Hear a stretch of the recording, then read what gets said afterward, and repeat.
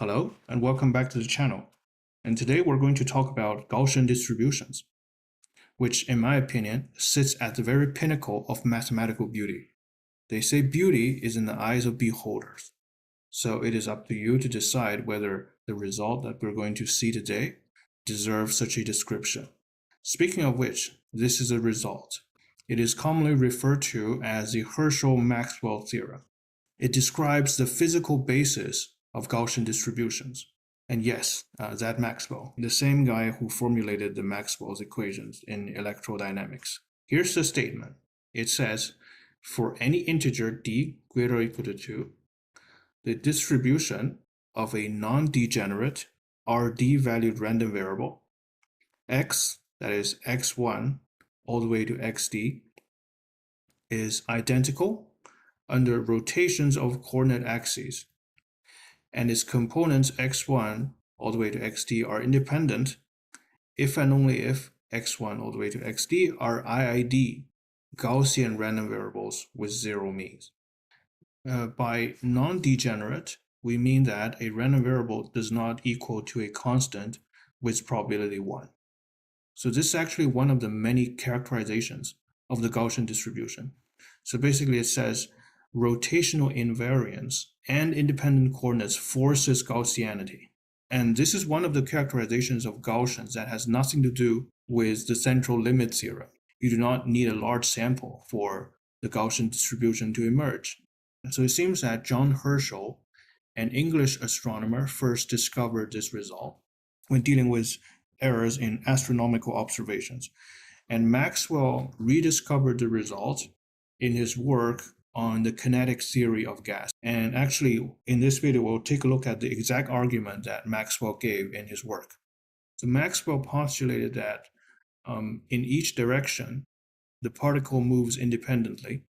And also, because of the choice of the coordinate axes is arbitrary, and therefore we have the two conditions in the theorem.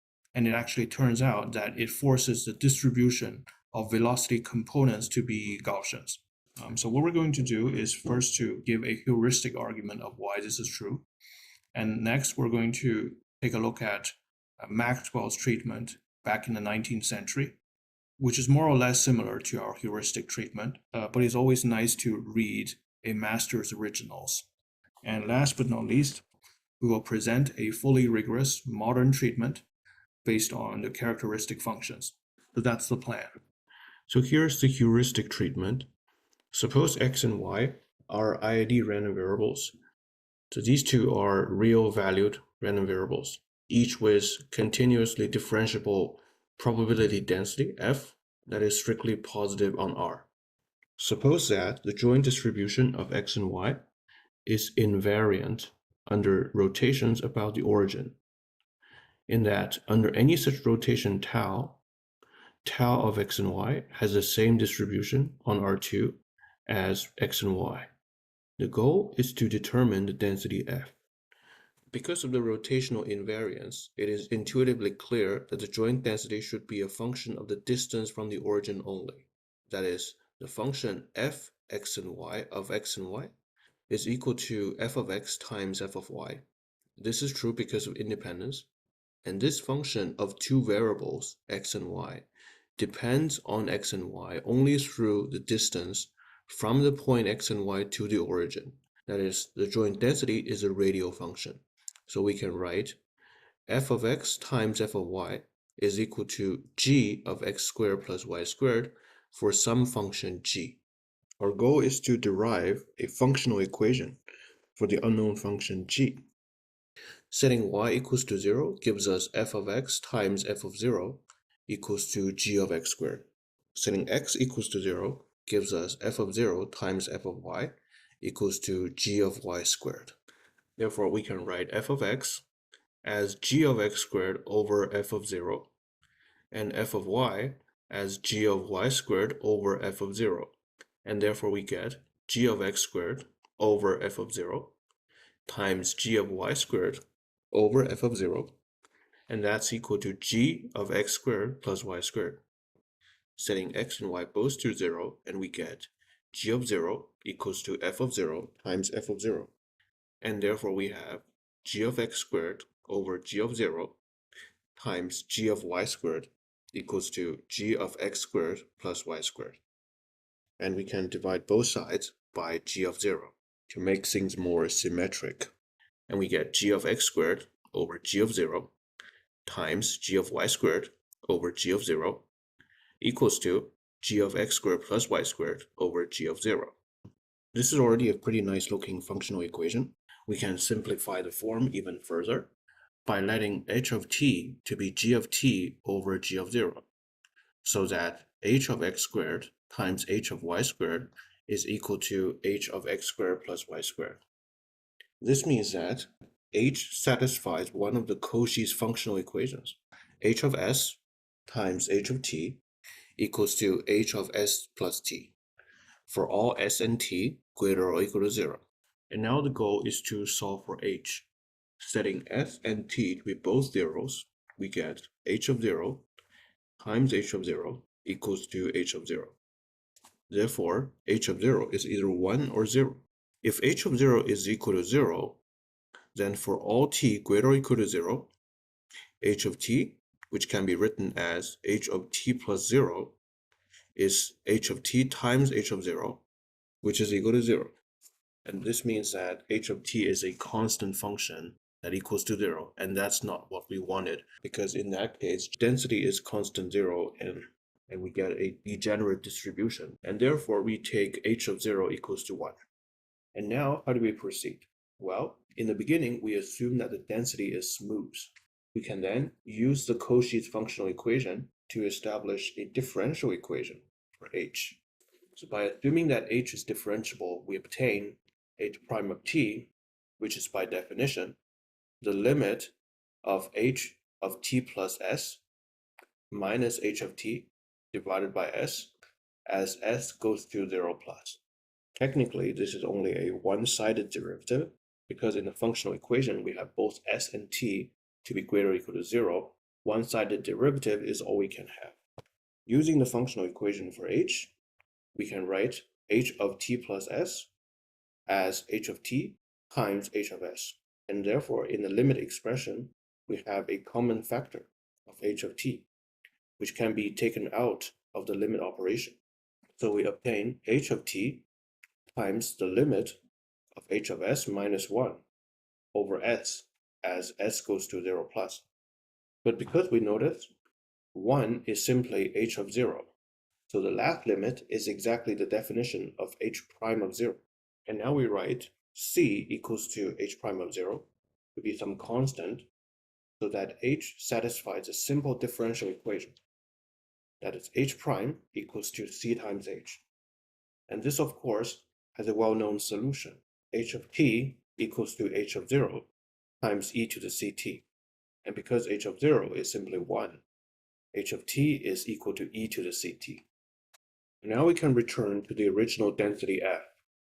Since h of t is g of t over h of 0, and f of x is g of x squared over f of 0, f of x is equal to g of x squared over f of 0, which is equal to g of 0 times h of x squared over f of 0. And that is equal to f of 0 times e to the cx squared. We're now getting very close to our goal. Since f is a probability density, it must satisfy the normalization condition. That is, the integral from minus infinity to infinity, f of x dx is 1. This represents the total probability is 1. And because of that, the constant c must be negative. We write c equals to minus 1 over 2 sigma squared for some positive sigma. So to calculate the normalization constant f of 0, we might as well consider the joint density instead. That is, 1 equals to the double integral over R2, the joint density dx dy. This is equal to the double integral over R2, f of 0 squared times e to the minus x squared plus y squared over 2 sigma squared dx dy. Notice that the integrand is a radial function, as it should be, because of rotational invariance. It is very natural to evaluate this integral using polar coordinates. So we use the change of variable formulas for polar coordinates, and we get f of 0 squared times the integral from 0 to 2 pi. That's the integral with respect to d theta. And the inner integral is from 0 to infinity of the function e to the minus r squared over 2 sigma squared times r dr. And this integral is very easy to evaluate. The integral with respect to theta is trivial. It's just times 2 pi. For the radial integral, we can use a change of variable, u equals to r squared over 2 sigma squared. It is well known that the integral from 0 to infinity e to the minus u du is 1.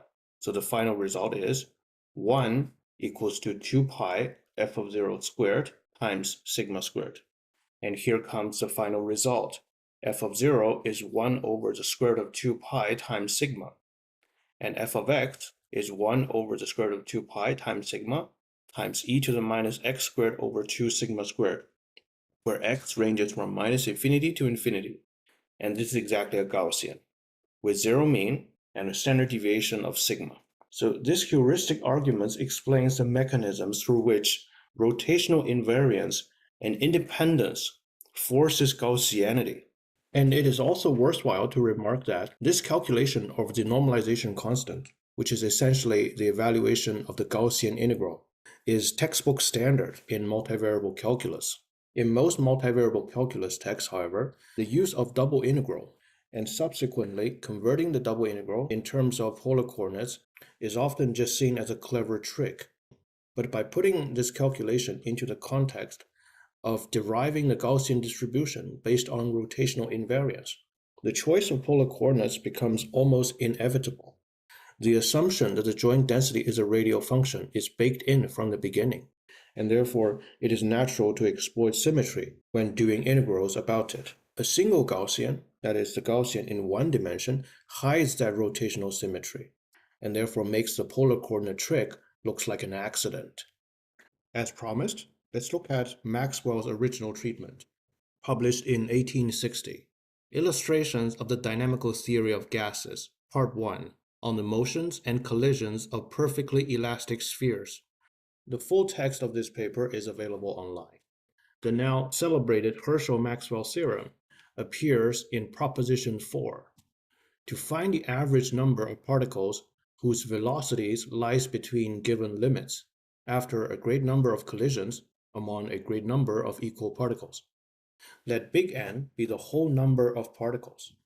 Let x, y, and z be the components of the velocity of each particle in three rectangular directions. And let the number of particles for which x lies between x and x plus dx be big N f of x dx, where f of x is a function of x to be determined. The number of particles for which y lies between y and y plus dy will be n fy dy. And the number for which z lies between z and z plus dz will be n f of z dz, where f always stands for the same function. And let's pause for a moment and translate what we just read into modern terminologies. So f of x is the probability density function of the velocity component in one direction. And here it is clear that Maxwell assumes that the velocity distribution is identical in all three orthogonal directions. Now the existence of the velocity x does not in any way affect that of the velocities y or z, since these are all at right angles to each other and independent, so that the number of particles whose velocities lies between x and x plus dx, and also between y and y plus dy, and also between z and z plus dz is big N times f of x, f of y, f of z, dx, dy, dz. So this is the independence assumption. The joint density of all the velocity components, x, y, and z, is simply the product of the marginal densities of each velocity component. And here comes the crucial assumption, rotational invariance. Maxwell wrote, but the directions of the coordinates are perfectly arbitrary, and therefore this number must depend on the distance from the origin alone. That is, f of x times f of y times f of z equals to phi of x squared plus y squared plus z squared. Phi obviously refers to an unknown function. It is then said Solving this functional equation, we find f of x is big C e to the ax squared, and phi of r squared is c cubed e to the ar squared.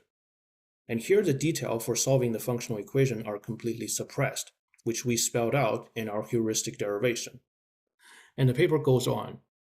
If we make big A positive, the number of particles will increase with the velocity, and we should find the whole number of particles infinite. So this is equivalent of saying the integral of f of x blows up. We therefore make A negative and equal to minus 1 over alpha squared, so that the number between x and x plus dx is nc e to the minus x squared over alpha squared dx. So now we pretty much obtain the Gaussian form. Integrating from x equals to minus infinity to x equals to plus infinity, we find the whole number of particles, nc square root of pi alpha equals to n. And the square root of pi is, of course, the result of the famous Gaussian integral, whose detail of evaluation is also suppressed in the paper. F of x is therefore 1 over alpha times the square root of pi times e to the minus x squared over alpha squared. So that's the full Gaussian density derived. And from the velocity distribution, we can derive the distribution of speed, the average, and other statistics. Given the fact that this paper was written in the 19th century, it is surprisingly readable, and I strongly recommend this paper to anyone interested in the history of math and physics. In physics literature, the velocity distribution is often referred to as the Maxwell-Boltzmann distribution, because Boltzmann also obtained the same distribution based on completely different reasoning.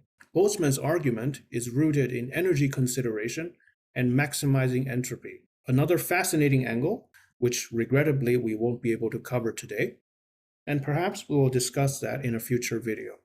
And now finally, for the most hardcore audience of all, we give a rigorous and modern treatment of the Herschel-Maxwell theorem. In the heuristics, we assume that the random variables have smooth densities. This assumption can be removed by considering the characteristic functions of random variables. We also argued that heuristically, that the joint density should be a radial function. To make things rigorous, we need to define the notion of rotational invariance of probability distribution. And as we shall see, this is a beautiful application of linear algebra. Definition: two RD-valued random variables x and y are said to be identically distributed if, for all Barreal measurable sets A, the probability of x in A is the same as the probability of y in A. And we denote x equals to y with a d on top of the equal sign. So for those who don't have backgrounds in measure theory, you can just think of Barreal measurable sets as some generic, nicely behaved sets, to which we can assign a notion of size, such as area, volumes, or probability to it. It's a purely technical requirement, and it's not essential for what follows.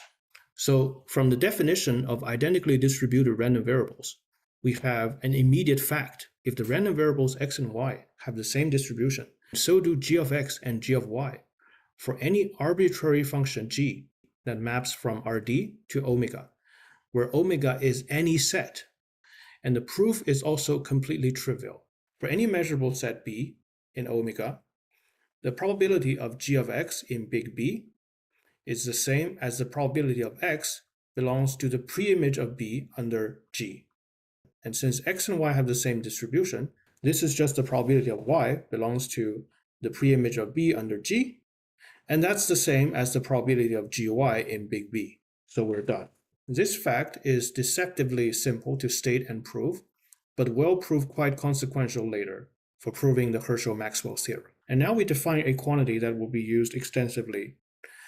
Definition: the characteristic function of a Rd-valued random variable x equals to x1 all the way to xd transpose is the function cx that maps from Rd into C, defined by Cx of t is the expected value of e to the I t transpose x, where E is a mathematical expectation operator, I is the imaginary unit, that is I squared equals to minus 1, and t prime x stands for the dot product in Rd, that is t1 x1 plus all the way to td xd.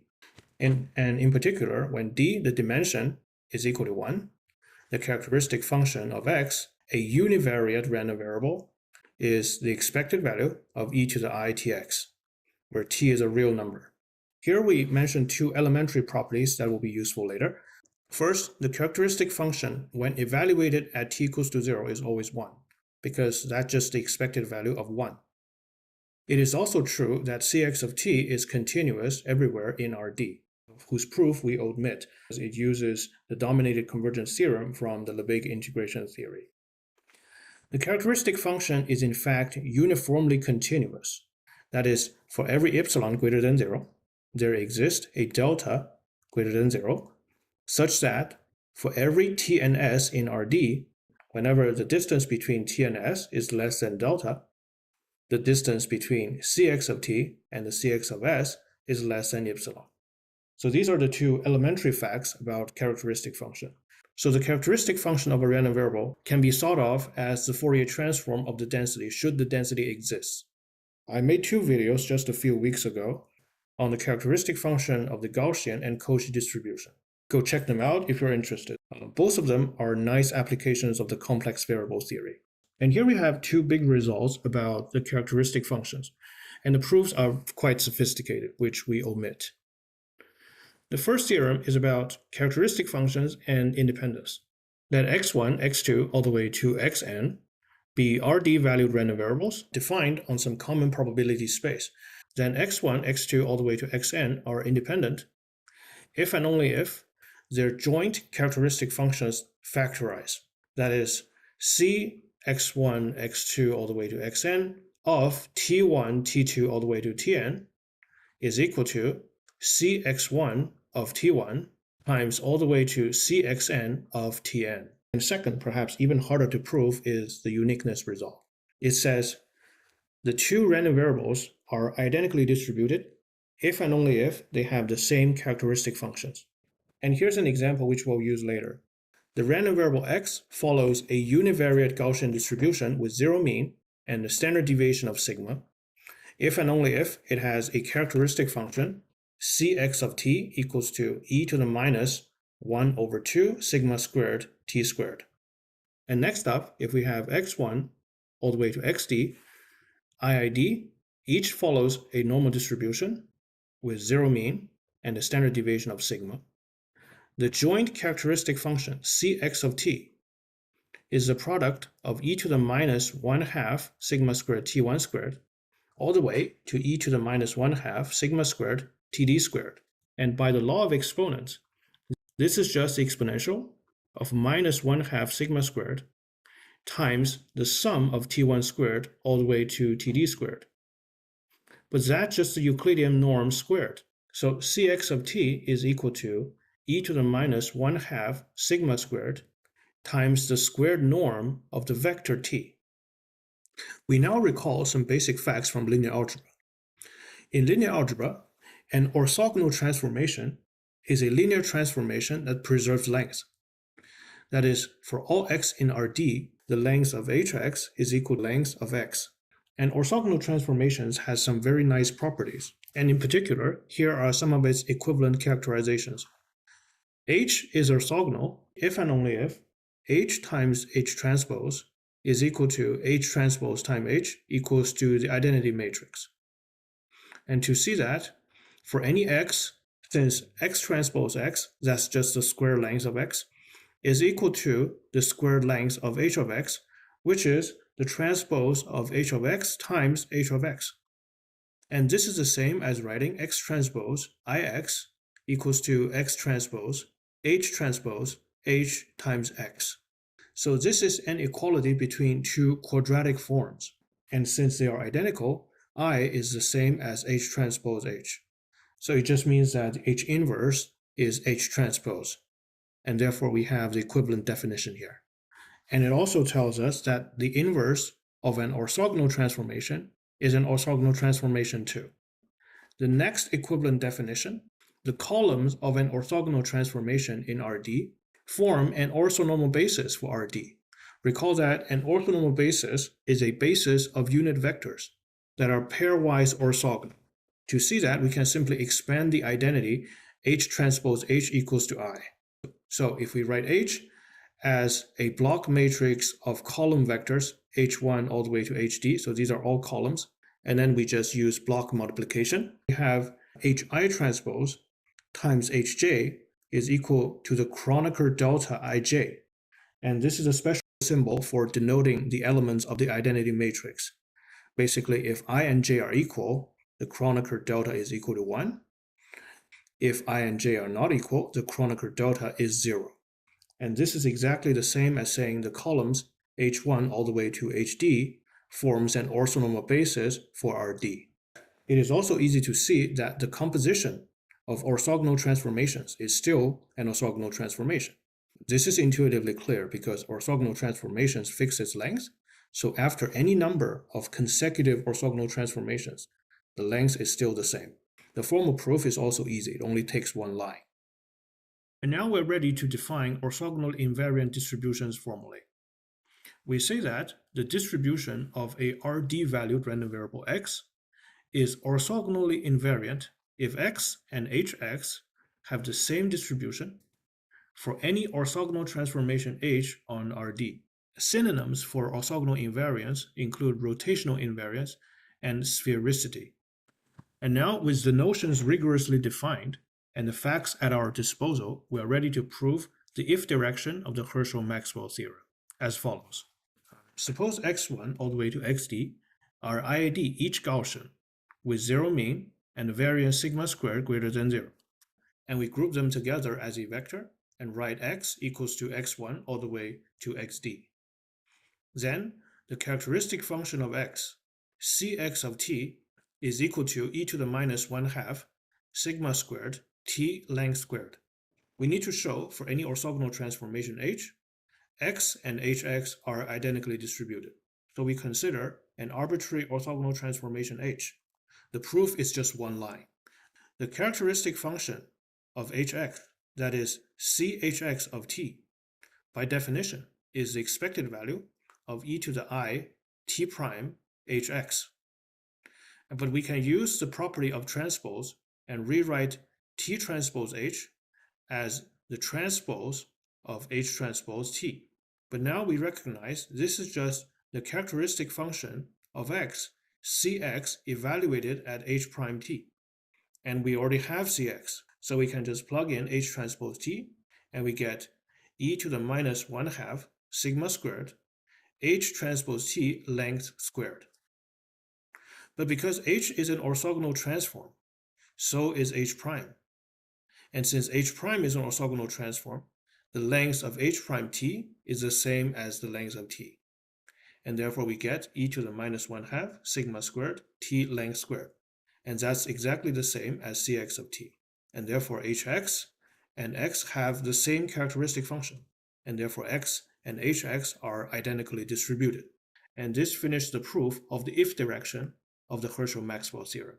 It remains to prove the only if direction, or the forward direction of the Herschel-Maxwell theorem.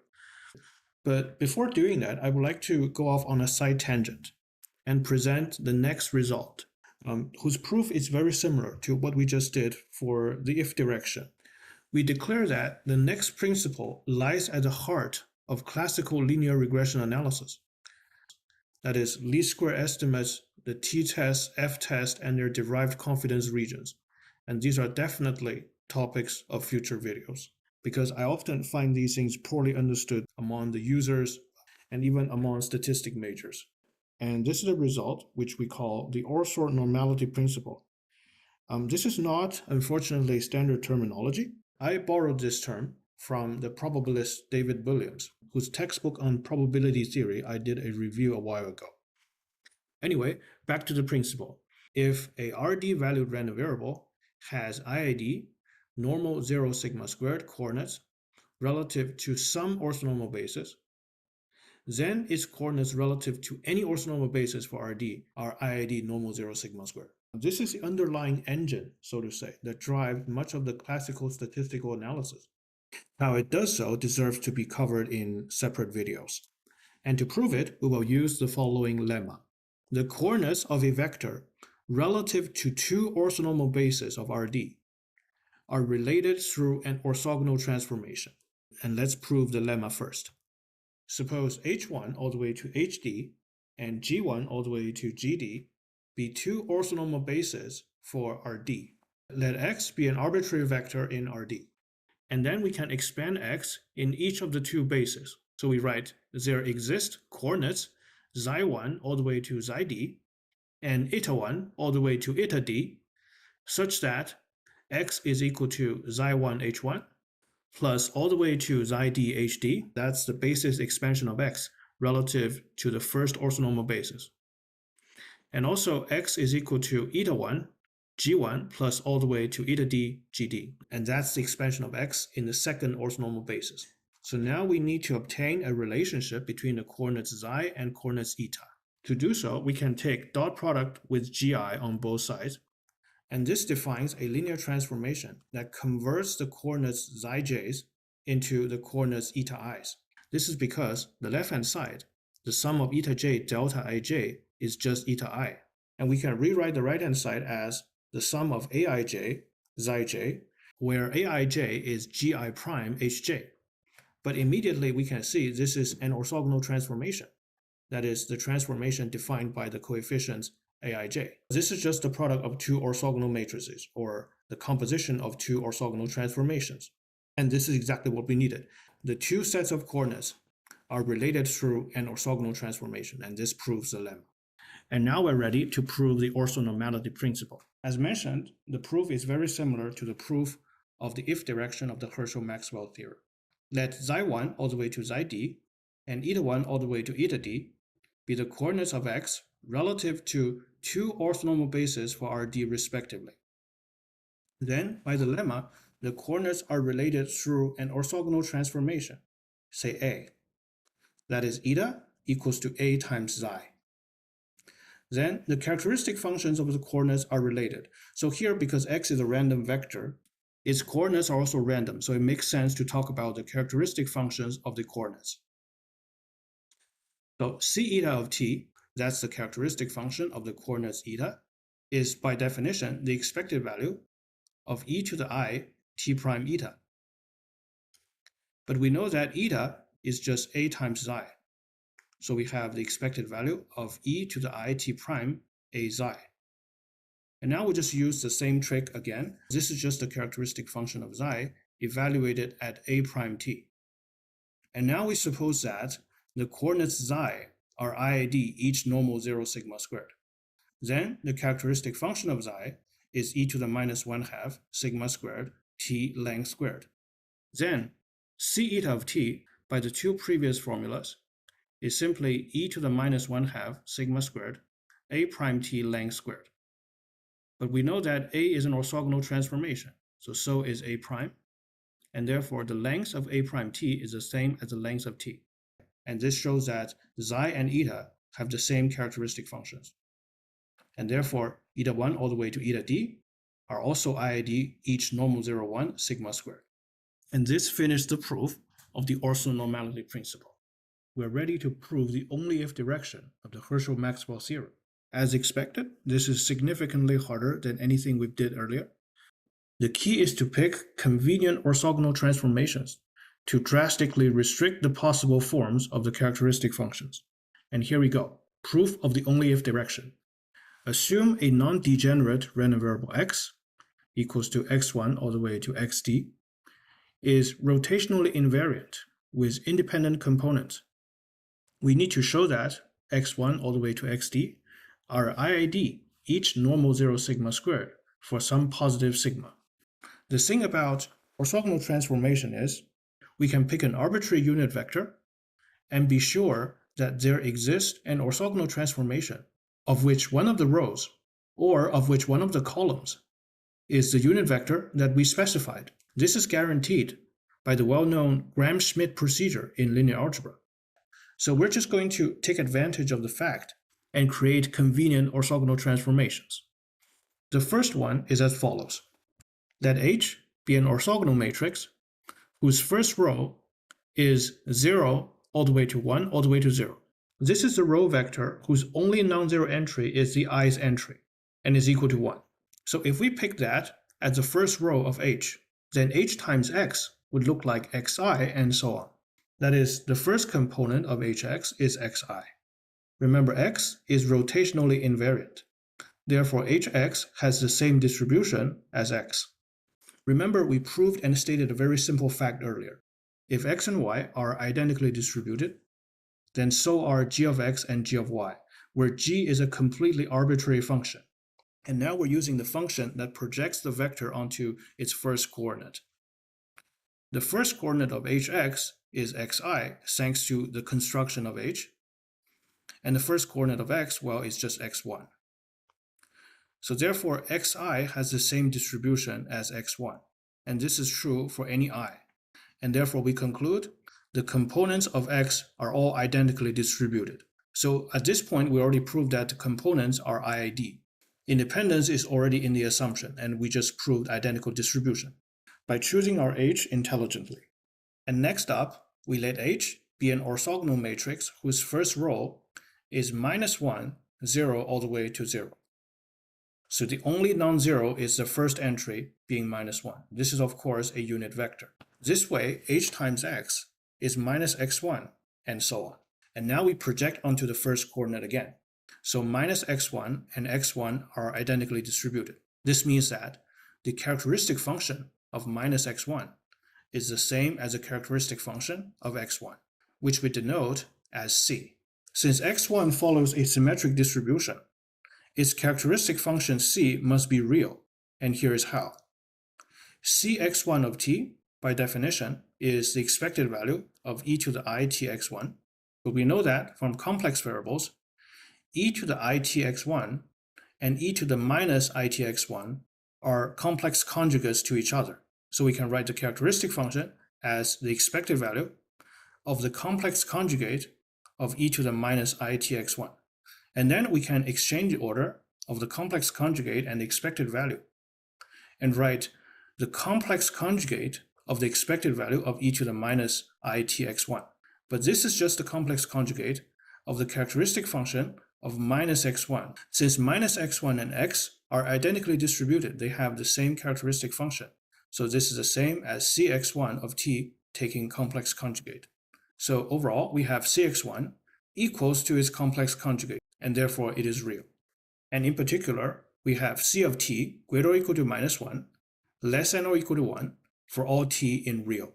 This is because the characteristic function, by definition, is the expectation of a point on a unit circle. Recall from the Euler's formula in complex variable that the exponential of a purely imaginary number is simply a point on the unit circle. By taking the expected value, i.e. the characteristic function, must be a point inside the unit circle. But we just proved that c is real in this case, and is therefore between -1 and 1. So now the two assumptions, rotational invariance and independent components, can be expressed as follows. The product of CTIs, where I ranges from 1 to d, is the characteristic function of the vector x, which is equal to the characteristic function of hx of t for any orthogonal transformation h on Rd. So here the first equality comes from IID components, and the second equality comes from rotational invariance. And the goal is to devise a functional equation for the characteristic function c and then solve it. So now we're going to use an old trick. The characteristic function chx of t is the same as the characteristic function of x evaluated at h prime t. And putting this relation into the equality we have above, for any vector t in Rd and for any orthogonal transformation h on Rd, the product of CTI, where I ranges from 1 to d, equals to cx of h prime of t. We strongly suspect that the characteristic function cx, depending on t only through its length. This motivates the next orthogonal transformation we're going to cook up as follows. Fix any vector t that is not zero. We let h prime be an orthogonal matrix whose first row is t prime over t length. That is the unit vector in the t direction taking transpose. And this is what the h prime matrix does. Multiplying h prime with t gives us the following. It gives us the column vector t length, and the rest of the entries are all zero. Let's think about why. The first row of h prime is t prime over t length. When we multiply t prime over t length with t, we get t length squared over t length, which is just t length. We do not know or care about the details of the second to the last rows of h prime, but we know one thing for sure. They must all be orthogonal to the first row. That's in the definition of an orthogonal matrix. So therefore, by orthogonality, multiplying each of these rows with t gives us 0. And therefore, we have h prime of t for this very h equals to t length 0 all the way to 0. And hence, on one hand, cx evaluated at h prime t is equal to cx t length 0 all the way to 0. And because we have, for any t, cx of t is the product of c of ti, I goes from 1 to d. Here, cx of t length all the way to 0 is equal to c of t length times c of 0 times all the way to c of 0.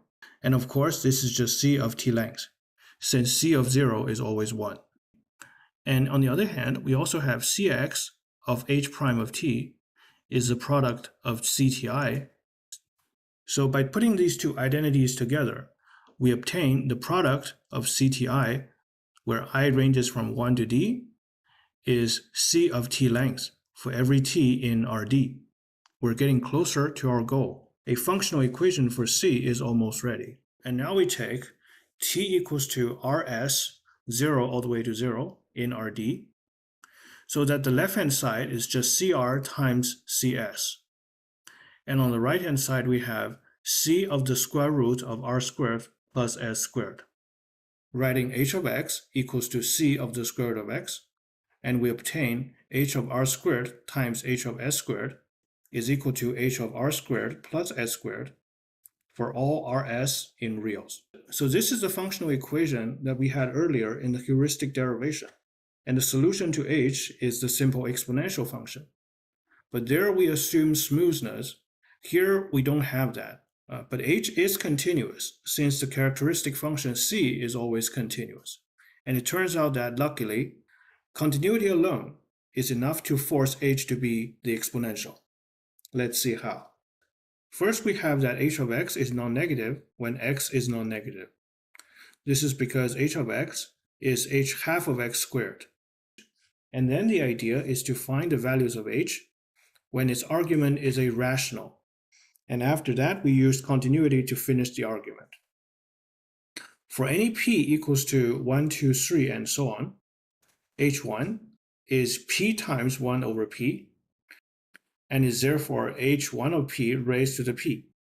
For any non-negative rational number x, we can write x equals to p over q, and we have h of x is equal to h of p over q, which is the same as h of p times 1 over q, and is therefore equal to h of 1 over q raised to the p.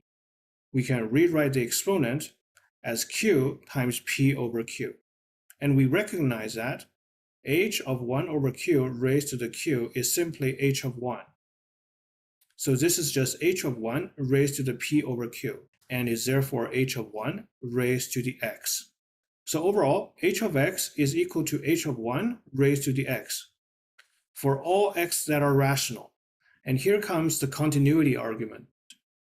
Since q is dense in R, we can fix any real x greater or equal to 0, and let xn be a sequence of non-negative rational numbers such that xn converges to x. So this sequence xn must exist because q is dense in R. And now h of x is equal to h of the limit of xn. Since h is continuous, we can interchange the order of h and the limit operator. So therefore, we can write the limit of h of xn. But since xn is rational, by the previous result, h of xn is just h1 raised to the xn. But we know that from elementary analysis that the exponential function with any positive base is a continuous function. So therefore, this is just h1 raised to the limit of xn, which is h1 raised to the x. And this finishes the argument. We have, for all real x squared equal to 0, h of x is equal to h of 1 raised to the x. So we're almost done. And now we write h of 1 equals to e to the minus k for some k so that h of x is e to the minus kx. We see that k must be greater or equal to 0, since we argued earlier that c is between minus 1 and 1. If k is equal to 0, then h of x is equal to a constant 1. That means the characteristic function c is a constant of 1. But this tells us that the distribution is degenerate, which is not what we wanted. So k must be positive. So we write k equals to 1/2 sigma squared. And this is exactly the characteristic function of a univariate Gaussian. And we conclude that x1 all the way to xd are IID, each normal 0 sigma squared. And this finishes the proof. That's it for today's video. Thank you very much for watching, and I'll see you next time. Bye.